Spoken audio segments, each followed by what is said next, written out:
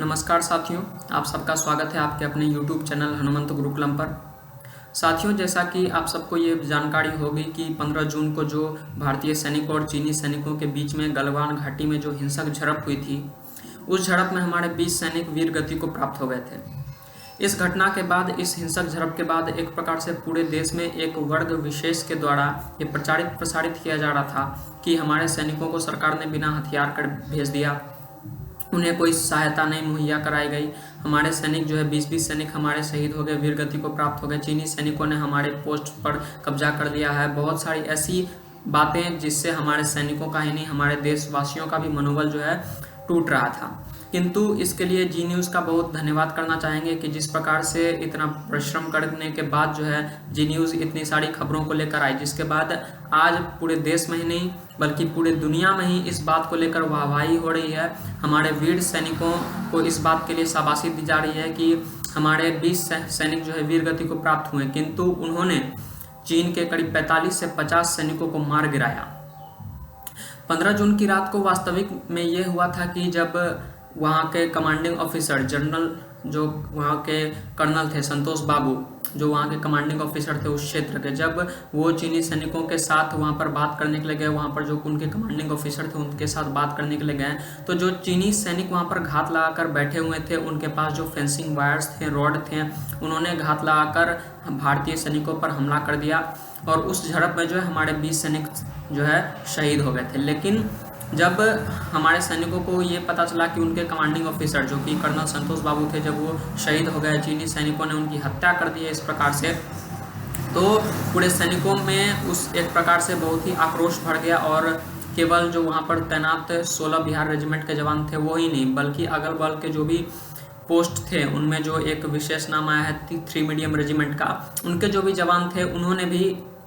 जो है एक साथ चीनी सैनिकों पर बहुत ही आवेग में आकर बहुत ही आक्रोश के साथ जो है हमला कर दिया, अपने जो उनके कमांडिंग ऑफिसर थे उनकी हत्या का प्रतिशोध लेने के लिए। और इस हमले में उन्होंने चीन के करीब 45 से 50 सैनिकों को मार गिराया। इस बहादुरी को केवल आज के समय में नहीं बल्कि आने वाले समय में जब भी सैनिक इतिहास को याद किया जाएगा, इस हिंसक झड़प को जो है हमेशा याद रखा जाएगा। यहाँ पर एक ध्यान देने योग्य बात यह है कि चीन के पोस्ट पर जो सैनिक भेजे गए थे, जो पीपल्स लिबरेशन आर्मी, जो अगर वास्तविकता में कहें तो वो लिबरेशन आर्मी नहीं, वो पीपल्स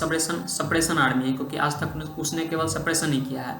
वो वास्तविक में चीन की कम्युनिस्ट पार्टी की एक प्राइवेट आर्मी है। तो चीन की जो कम्युनिस्ट पार्टी की आर्मी है, उन्होंने जो वहाँ पर उस पोस्ट पर पुराने सैनिक थे, तो पुराने सैनिक जो है जो चीन के थे वो भारतीय सैनिकों को एक दूसरे को अच्छी तरीके से जानते थे। वो जानते थे कि वहाँ पर क्या एग्रीमेंट है, क्या ट्रीटीज़ है वहाँ पर, क्या वहाँ पर संधि है, क्या वहाँ पर नियम कानून है, इस प्रकार से वो सब चीज़ों को जानते थे। किंतु उस रात चीन की कम्युनिस्ट पार्टी ने उस पोस्ट पर नए सैनिक भेजे थे, ऐसे सैनिक जिन्हें न तो उस पोस्ट की जानकारी थी, न तो उस टेरेन की जानकारी थी, न वहाँ पर नियम कानून की, न वहाँ पर जो ट्रीटीज थी, जो संधियाँ लागू थी वहाँ पर, उनकी भी कोई जानकारी नहीं थी। तो इस प्रकार से चीन ने अपने सैनिकों को वहाँ पर भेजा जिन्होंने घात लगाकर हमारे सैनिकों पर हमला किया। इसके बाद एक और महत्वपूर्ण बात यहाँ पर ये आती है कि चारों ओर बहुत सारे ऐसी पार्टियों के लोग हैं, जैसे कि कांग्रेस और कम्युनिस्ट पार्टियों के लोग ये पूछ रहे हैं कि भारत के सैनिकों ने हथियार क्यों नहीं चलाया, भारत के सैनिकों ने बंदूक का प्रयोग क्यों नहीं किया। तो केवल एक छोटा सा प्रश्न है उनसे कि बंदूक का प्रयोग तो चीन के सैनिकों ने भी नहीं किया, तो आप उस बारे में क्यों नहीं बात कर रहे। दरअसल वास्तविकता ये है, सत्यता ये है कि 93 और 2005 में जो चीन के साथ जो ट्रीटीज़ हुई थी, इनके समय कांग्रेस की सरकारें थी, और इन्हीं ट्रीटीज़ के तहत जो है बॉर्डर पर जो लाइन ऑफ एक्चुअल कंट्रोल है भारत और चीन के बीच में, वहाँ पर पोस्ट पर भारत और चीन के सैनिक जो है एक दूसरे के विरुद्ध गन का इस्तेमाल नहीं करेंगे, गन का उपयोग नहीं करेंगे, ऐसी वहाँ पर संधि है। किंतु इस घटना के बाद अब हमारी जो सरकार है, मोदी सरकार, उन्होंने भारतीय सैनिकों को खुली छूट दे दी है कि वहाँ के जो कमांडिंग ऑफिसर्स हैं, जो लोकल लेवल के ऑफिसर्स हैं, वो इस बात पर फैसला ले सकते हैं, निर्णय ले सकते हैं कि परिस्थिति अनुसार वो चाहें तो आर्टिलरीज का, गन्स का उपयोग कर सकते हैं। इस घटना के बाद जो है पूरे विश्व में एक प्रकार से एक सकारात्मकता फैल गई है। भारतीय सैनिकों की जो बहादुरी है, भारतीय सैनिकों की शौर्य की गाथा जो है पूरी दुनिया में आज गाई जा रही है।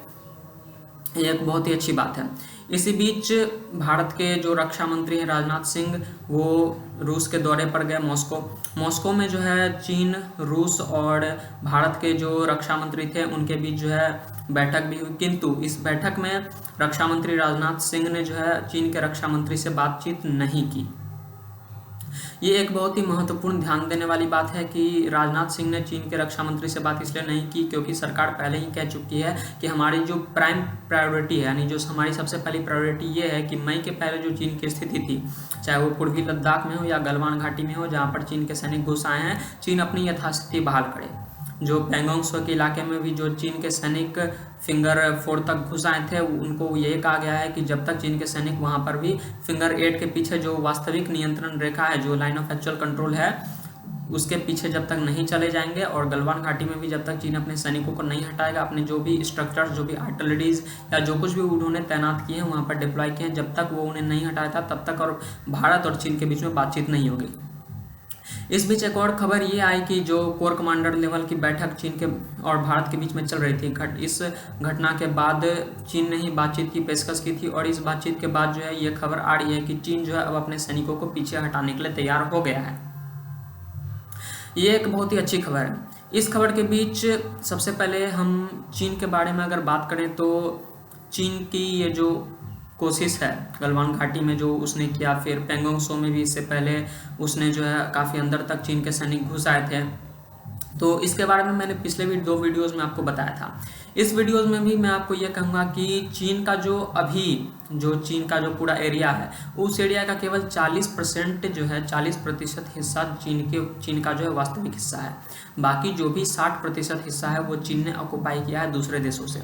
चाहे वो तिब्बत का इलाका हो, चाहे वो पूर्वी तुर्किस्तान का इलाका हो जहाँ उइगर मुस्लिम रहते हैं, चाहे वो जापान में जो ईस्ट चाइना सी हो, चाहे वो साउथ चाइना सी हो, वहाँ पर अलग अलग देशों जैसे कि जापान हो गया, जैसे कि फिलीपींस, जैसे कि वियतनाम, इन देशों के साथ भी उसका जो है मतभेद चलता है। इंडो पैसिफिक क्षेत्र में भी उसका जो है बॉर्डर एरिया को लेकर काफ़ी मतभेद चलता है। इसके अलावा मंचूरिया का जो इलाका है उस पर भी उसने कब्जा किया हुआ है, हांगकांग पर भी उसने कब्जा किया हुआ है, यहाँ तक कि वो ताइवान पर भी अपना दावा ठोकता है। भारत के भी हजारों वर्ग किलोमीटर के एरिया पर उसने अपना अधिकार किया हुआ है। तो अब भारतीय सरकार की और भारत के लोगों की ये प्राथमिकता होनी चाहिए कि हर प्रकार से जो है वो चीन का बहिष्कार करे, हर प्रकार से चीन को ये दिखाए, चाहे वो कूटनीतिक स्तर पर हो, चाहे वो व्यापारिक स्तर पर हो, या चाहे वो सैनिक स्तर पर हो, वो दिखाए कि भारत अब पूरी तरह से सशक्त है और भारत जो है चीन को जवाब देने में अब सक्षम है और जवाब दे सकता है और जवाब दिया भी है भारत ने। इसके बाद जो है इस घटना के बाद जिस प्रकार से आप देख रहे हैं कि महाराष्ट्र में भी और यूपी में भी जिस प्रकार से और देश के अलग अलग हिस्सों में चीन के जो व्यापारी हैं या चीन के जो ट्रेडिंग कंपनीज है, यूपी में भी आपने देखा होगा किस प्रकार से चीन के बिजलियों के मीटर को हटाने की बात की जा रही है, चीन के जो कंपनीज हैं उनका जो भी टेंडर है उनको रद्द किया जा रहा है। इस प्रकार से जो भी इस देश में एक सकारात्मक माहौल बना है चीन के विरुद्ध व्यापारिक स्तर पर, वो एक बहुत ही अच्छी बात है और हम यही आशा करते हैं कि आगे भी सारे स्तर पर, चाहे वो डिप्लोमेटिक हो, चाहे वो इकोनॉमिक हो, चाहे वो सैनिक स्तर पर हो, हर प्रकार से जो है भारत अब पूरी तरह से सक्षम है और चीन को जवाब देने में भारत अभी तक कामयाब रहा है और हम यही आशा करते हैं कि आगे भी ऐसा ही रहेगा। इस वीडियो को अंत तक देखने के लिए आपका धन्यवाद। इस वीडियो को अधिक से अधिक लोगों तक शेयर करें ताकि अधिक से अधिक लोगों तक भारतीय सेना की ये गौरव गाथा पहुँचे। आप सबका एक बार पुनः इस वीडियो को अंत तक देखने के लिए धन्यवाद। हनुमंत गुरुकुलम यूट्यूब चैनल आपका अपना चैनल है, इसलिए इस चैनल को सब्सक्राइब करें, इस वीडियो को लाइक करें। एक बार पुनः इस वीडियो को अंत तक देखने के लिए आपका धन्यवाद। जय श्री राम, जय आर्यवर्ते।